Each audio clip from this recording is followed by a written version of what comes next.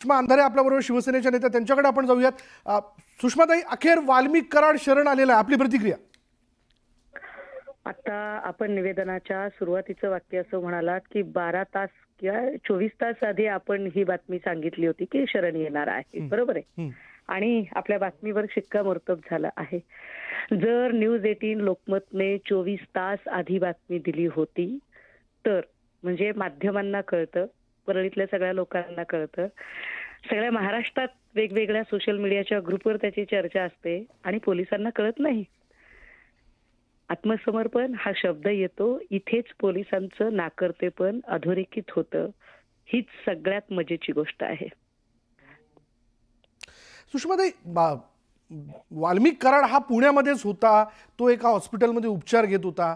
या सगळ्या गोष्टी खरं तर माध्यमांच्या माध्यमातून पुढे येत होत्या, पण यावरती मात्र पोलिसांनी काही हालचाल केली नाही. म्हणजे काय नेमकं याकडे कसं बघता तुम्ही? नाही, एक्झॅक्टली मला तेच सांगायचंय की जर आपण असं सांगताय की 24 तास आधी न्यूज 18 लोकमतने ही बातमी दिली होती की तो कराड पुण्यातच आहे किंवा शेवटचं लोकेशन हे 28 तारखेचं पुण्यातल्या एका हॉस्पिटलचं आहे. जर हे सगळं बाकी सगळ्या लोकांना माहिती आहे, म्हणजे आपण एखादा चित्रपट बघतो आणि सगळ्यांना माहिती असतं की अमुक एक माणूस खलनायक आहे, फक्त हिरोईनला माहिती नसतं की आपला बाप खलनायक आहे, बाकी सगळ्यांना माहिती असतं. तसा हा प्रकार झाला. आणि जर अशा पद्धतीने जर सगळं होणार असेल तर पुढचं बोलणंच खुंटलं. याच्यातनं एक अर्थ नक्की काढला पाहिजे की पोलिसांचा धाक नावाची गोष्ट अजिबात आपल्याकडे अस्तित्वात नाही. पोलिसांचं नाकर्तेपण अधोरेखित झालेलं आहे. याचा स्पष्ट अर्थ असा आहे की पोलीस आम्हाला कधीही पकडू शकत नाहीत. आम्ही ठरवलं तर पोलिसांकडे जाऊ, आम्ही ठरवलं तर जाणार नाही. आम्ही जेव्हा ठरवू तेव्हा बाहेर पडू शकतो. आम्हाला काहीच बोलायची गरज नाही कोणी. पण यात नेमका कोणाचा वरदहस्त आहे असं आपल्याला वाटतं? नाही, मला असं वाटतं की याच्यात वरदहस्त वगैरे म्हणून धनंजय मुंडे यांना मध्ये घेणं हे तितकंसं बरोबर नसेल किंवा तो निष्कर्ष अत्यंत घाईघाईचा असेल. कारण एका नेत्याचा कुणी एक माणूस कार्यकर्ता नसतो. एका नेत्याचे असंख्य कार्यकर्ते असू शकतात, असंख्य लोक असू शकतात. मात्र ज्या पद्धतीने एखादा कार्यकर्ता ताकदवर होतो आणि तो यंत्रणा वाकवतो, तो अनेक यंत्रणा मॅनिप्युलेट करतो, इतकी ताकद देतो कोण?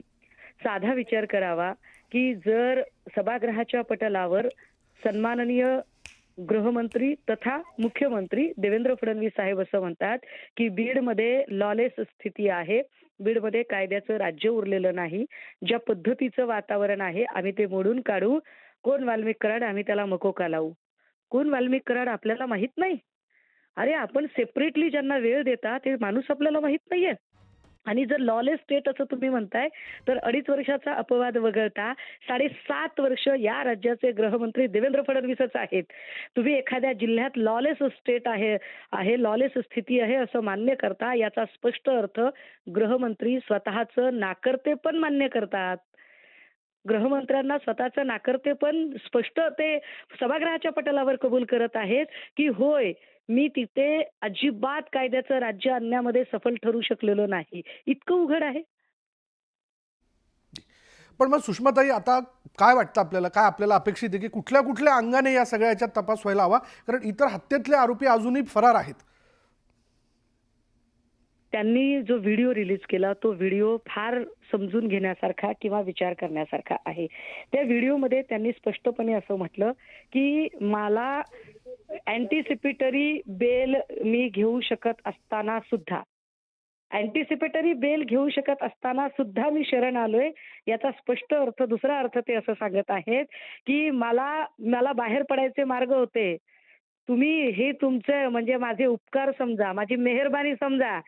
मी तुमच्यावर उपकार करतोय की मी तुमच्याकडे आलेलो आहे. या सगळ्यातच पुढचा तपास कसा होईल आणि काय होईल याची उत्तरं सामील आहेत.